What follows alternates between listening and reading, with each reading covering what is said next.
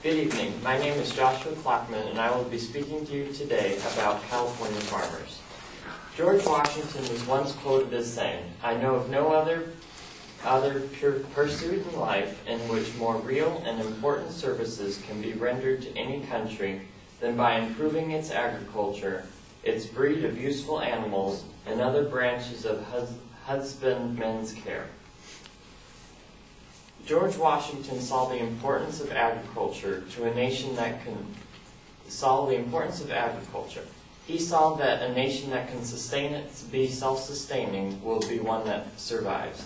So, California is the number one producer of agricultural products in America. Unfortunately, I am here to tell you how the California farmers are being negatively affected by today's environmental protection laws. This can be seen by looking at the burdens that the air pollution control laws are causing on farmers, by considering the consequence of protecting the Delta smelt minnow, and finally by examining the future potential effects of the cap-and-trade laws.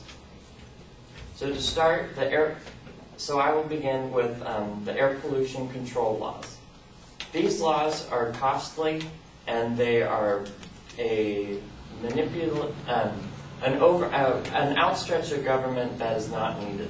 In the Imperial Valley, there is an act from the Clean Air Act that forces the Imperial Valley farmers to pay for their roads, for their dirt roads to be wetted down continuously if they have over 50 or more cars driving, 50 or more vehicles, tractors, cars, semis driving over these dirt roads a day. Now, we are in the midst of a California-wide drought, and this Clean Air Act is causing farmers to pay for the water to be to wet down the roads so that we do not have dust as an air pollution control. And also in Northern California, the California rice farmers are unable to burn their fields and replenish the soil with the ashes from the straw left over by the rice after it's harvested. They have had a phase-down law which causes them to only burn 25% of the total acreage that they have grown that year. And this is also a financial burden to farmers because it is the cheaper way is to burn the crops. And without burning the crops, they have to replenish the soil with other methods like man-made chemicals and manure and whatnot. And so it's a financial burden to them. In the case of the Delta smelt minnow is a fish that's about 2 inches long, and it's found at the delta of the San Joaquin River. This fish caused the closure of pumps that would be piping water to the Central Canal, to the Central Valley of California. The Pacific Legal Foundation claims that more than 142,000 acre-feet of water have been allowed to flow to the ocean because of the pumping cutbacks. That's enough to farm 53,000 acres, or 83 square miles. What this court ruling did to protect the fish was it limited a supply of water that is desperately needed in the Central Valley of California. With the limited water supply, water prices go up because the demand is high and the supply is low. Finally, the environmental push for the cap-and-trade law will be devastating to farmers. Under the cap-and-trade law, it would cap the carbon emissions of the carbon emission totals for the state of California back to what they have on record for 1990s, and they want to do this by 2020. So under this law, the state assigns carbon credits to every business in California, including feedlots or a factory or anything to do with running a business. And once you hit that carbon credit limit, you have to pay substantial fines or you have to buy other carbon credits from people who haven't used them. So this is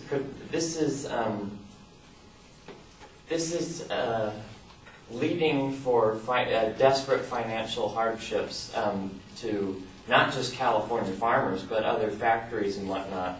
So these farmers will have to either limit how much they grow or how many cows they have or whatever agricultural pursuit they might be ensuing so that they would fit into their carbon credit assignment. So to conclude, these laws that protect the environment cause prices of the farmers' products to go up, hurting you, the consumer.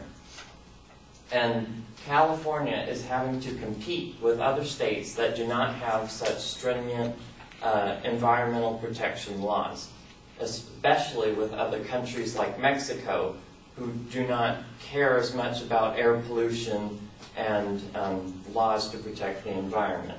So therefore, I firmly believe that these environmental policies are harmful to the California farmers. Thank you.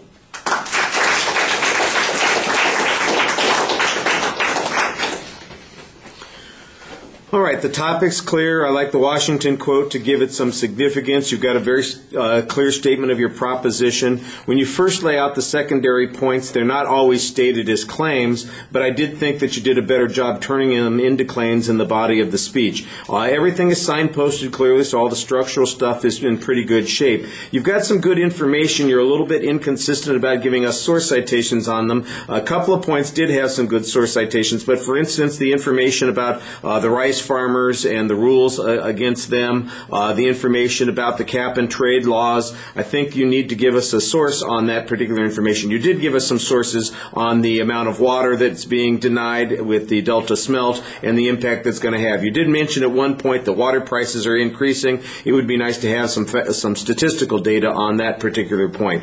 The generalizations sound pretty sound, although I do think, like I said, that you'd enhance the credibility by giving source citations on that information, and you did a nice job speaking to the audience, and the vocal performance was fine. Thank you.